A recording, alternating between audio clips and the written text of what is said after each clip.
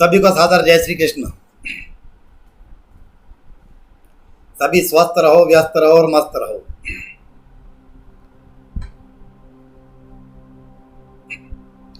आप सभी से मेरा निवेदन है, इस चैनल को सब्सक्राइब करें, लाइक एवं शेयर करें और कमेंट्स भी करें।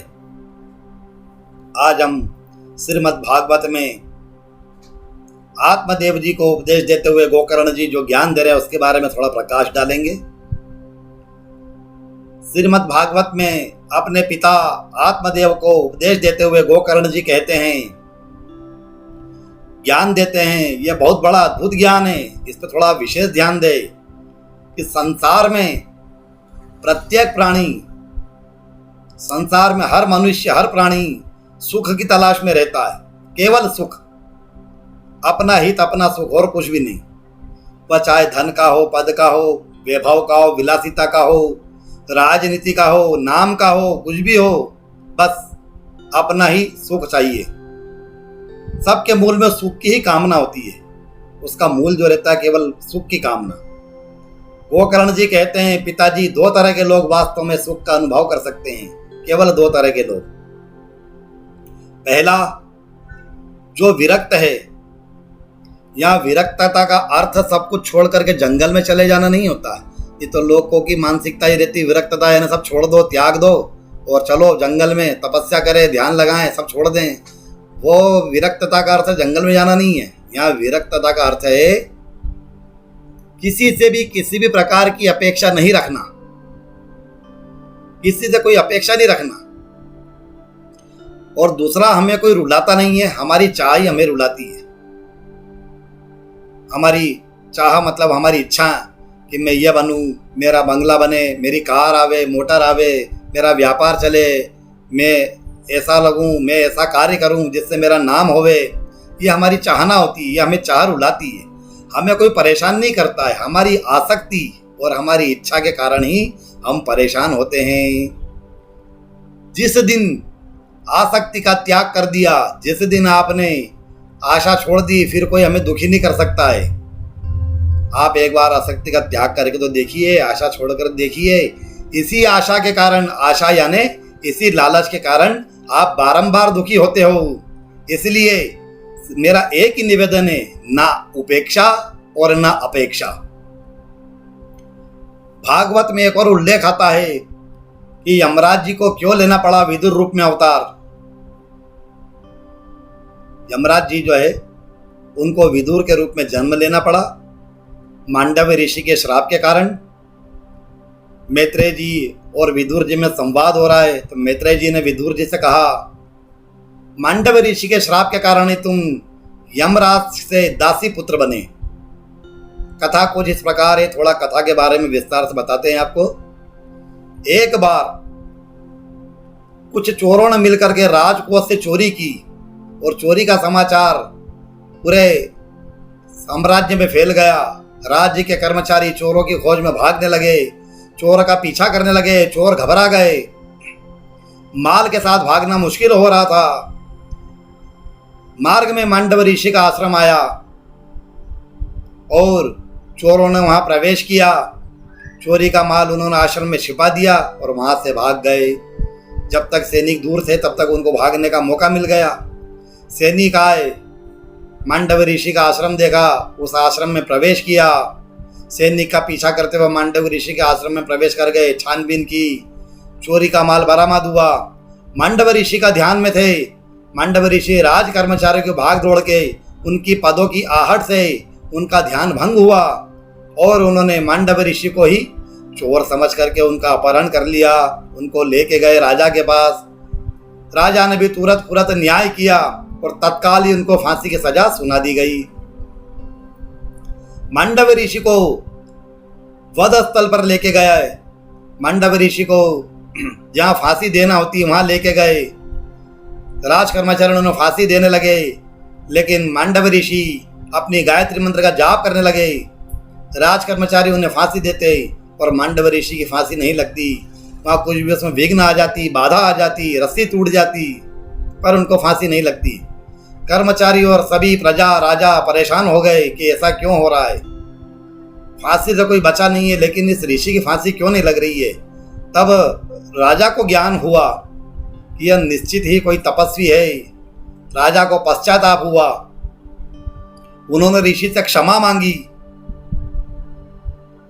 ऋषि ने कहा, राजन तुम्हें तो क्षमा कर दूंगा, लेकिन यमराज को क्षमा नहीं करूंगा। पूछूंगा मुझे इस मृत्युदंड क्यों दिया गया।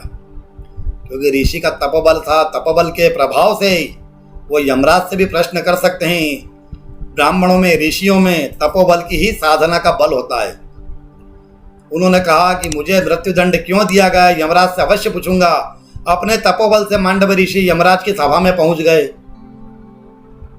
यमराज से उन्होंने पूछा, यमराज जब मैंने कोई पाप नहीं किया तो मुझे मृत्युदंड क्यों दिया गया। मेरे किस पाप का दंड आपने दिया है। ऋषि के पूछने पर यमराज निरुत्तर हो गए और यमराज ऋषि की तप साधना से डरने लगे। ऋषि से नहीं डरे, ऋषि की तप साधना से डरे।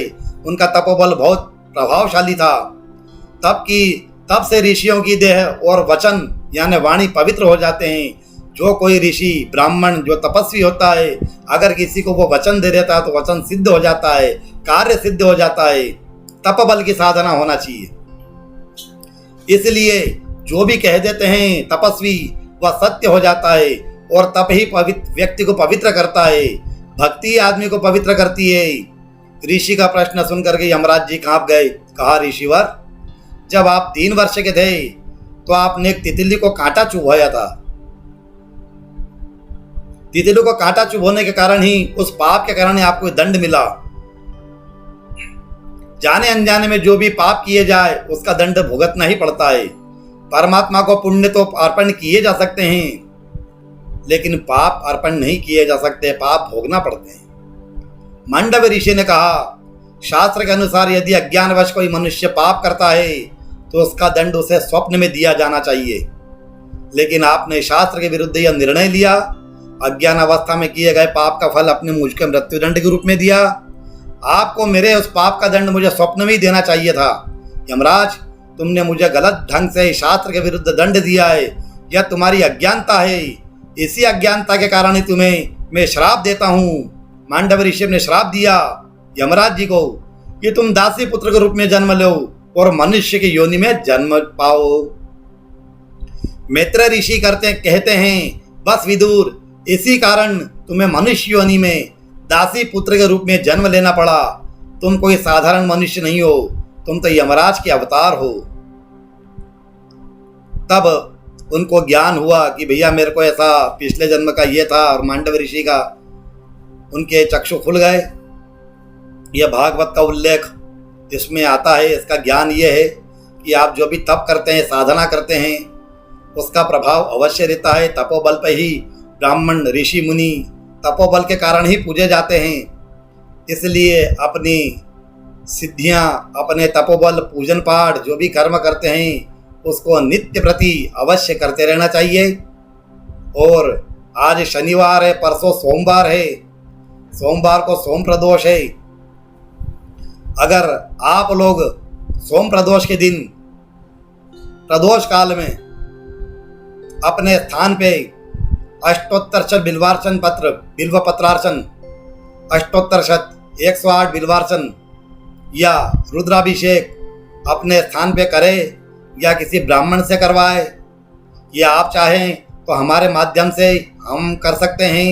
अष्टोत्तर बिल्वार्चन होता है, 108 बिल्व पत्र का अर्चन होता है, शिवलिंग पे चढ़ते हैं और 108 ही मंत्र बोले जाते हैं। दूसरा अभिषेक होता है। अगर आप चाहें तो आप करवा सकते हैं। आपका अपना नाम और गोत्र प्रेषित करना होगा। इससे सारी समस्याओं का समाधान होता है। महादेव का पूजन अवश्य करना चाहिए। जिनके विवाह हो गए उनको, जोड़ों को यानी पति पत्नी को, दोनों को साथ में प्रदोष का व्रत अवश्य करना चाहिए।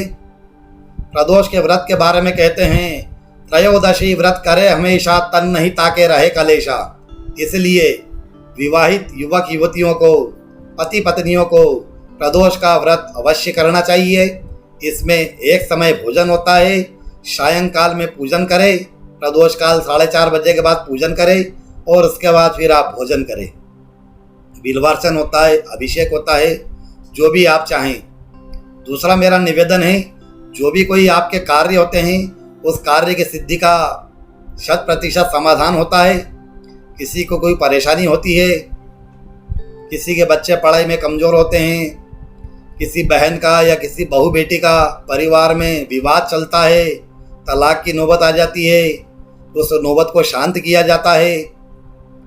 कोई फैक्ट्री नहीं चल रही है, व्यापार नहीं चल रहा है, घाटा हो रहा है, कोई डिप्रेशन में चला गया, मानसिक विकास का अवरुद्ध हो जाना, अन्यत्र परेशानियां होती है, कोर्टबाजी होती है, मुकदमा कोर्ट कचहरी होती है, जो भी परेशानियां होती है, कहीं विवाद होता है, विवाद में विजय होना है, हर तरह की समस्याओं का समाधान हमारे द्वारा हम करते हैं, 100% उसका समाधान करते हैं। अभी तक के जो भी हमने कार्य किए हैं सब 100% उसका समाधान हुआ है। अगर आप चाहें तो आप भी हमें अपना समस्या भेजें, नाम गोत्र भेजें। आपके कार्य को सिद्ध करने की जवाबदारी हमारी है, हम उसको सिद्ध करके देंगे। कैसी भी समस्या हो, बच्चे की पढ़ाई का हो, पारिवारिक विवाद का हो, व्यापार नहीं चल रहा हो, मुकदमेबाजी, कोर्टबाजी, कचहरी, जो भी कोई समस्या हो, दुश्मन हो, जो कोई अनेक तरह की समस्याएं आती है, कर्जा हो, हर समस्याओं का समाधान 100% करते हैं।